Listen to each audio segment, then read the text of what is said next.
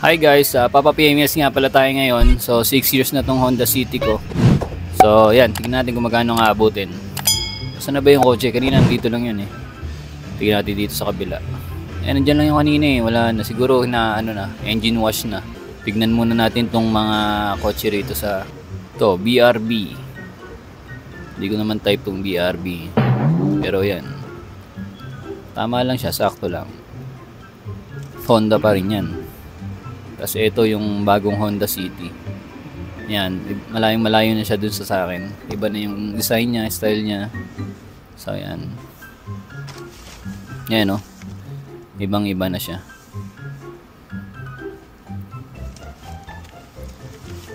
High-tech na. Tapos ito Brio, yan, compact.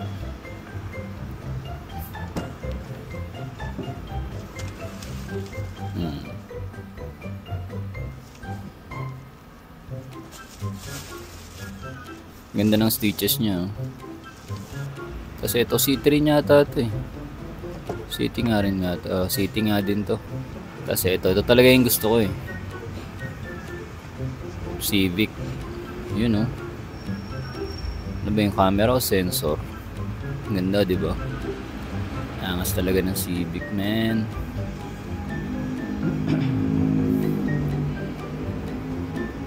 Kulit ni kuya oh. Pinipilit ako kung ng credit card. Ang dami ko ng credit card. So ayan, oh, ganda talaga ng Civic man. High-tech na oh. Sarap drive-in to ngayon oh. Damn. Bili rin tayo niyan balang araw.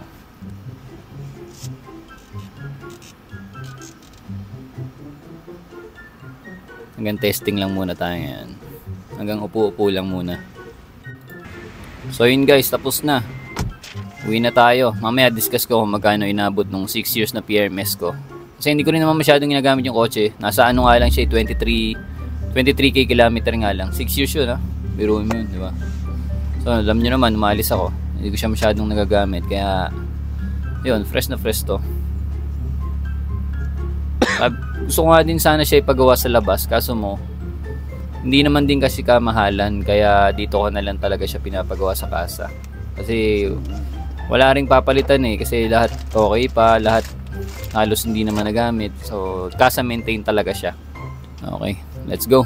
Pupunta pa nga pala ako sa ano, papayos nga pala ako ng gulong, papapalitan ko yung gulong kasi 6 years na yung gulong ko eh.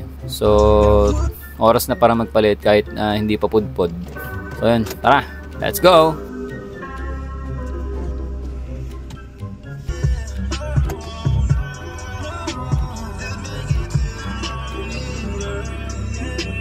Wawa naman si kuya, nagsemplang. Akala ko nabanggap, semplang lang pala. Hey Petron, pagas muna tayo dito.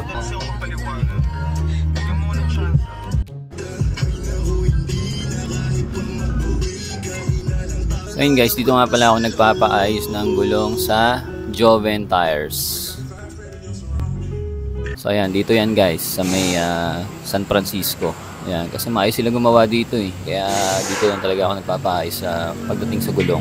Tsaka iba pa, nag-i-scan din sila rito. Tapos, ewan ko, may iba pa silang service dito. Basta pag gulong, dito ako nagpapaayos.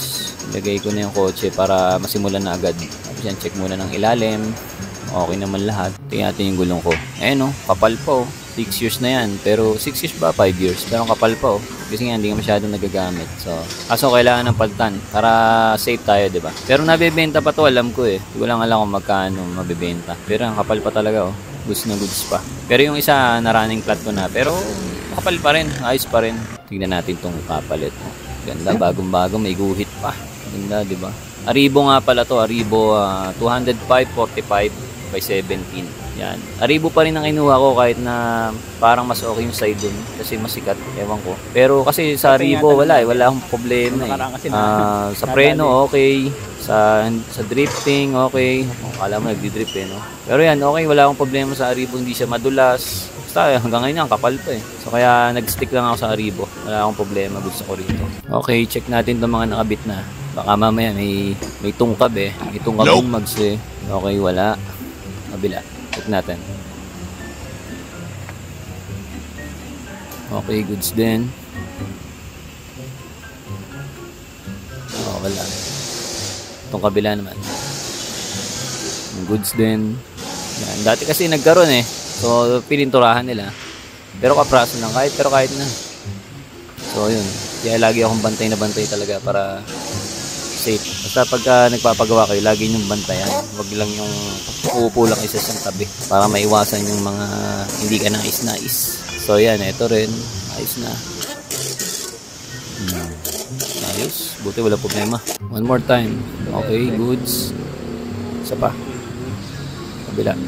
Okay, goods. Double check para sigurado, diba? Ito naman, goods ulit. Kabila, okay. Alright. Tara, ready to go. Dito nga pala sa likod pinalagay yung tatlo. Tapos sa gitna yung isa kasi hindi kasya. Ayan, so baka ibenta ko pa rin to. Baka 500 na lang ang isa. Kasi yun nga, na-expire na siya. Pero kapal pa. May mga gumagamit pa rin ng ganyan. Parang tatlo lang, no? Try natin ibenta. Para hindi sayang lang.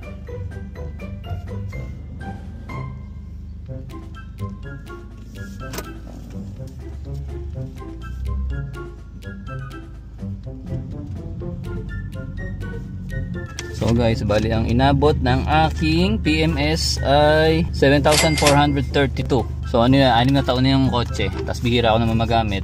23 kilometers nga lang eh. Tapos, so 7,400. Tapos nagpapalit tayo ng gulong. Kasi 6 na taon na nga yun. So magkano inabot ng gulong ay 11,600 yun. So 11,600 plus 7,400. Ayan. Alright. Tara, yun tayo guys. Next vlog na lang ulit guys. Bye bye. Love you.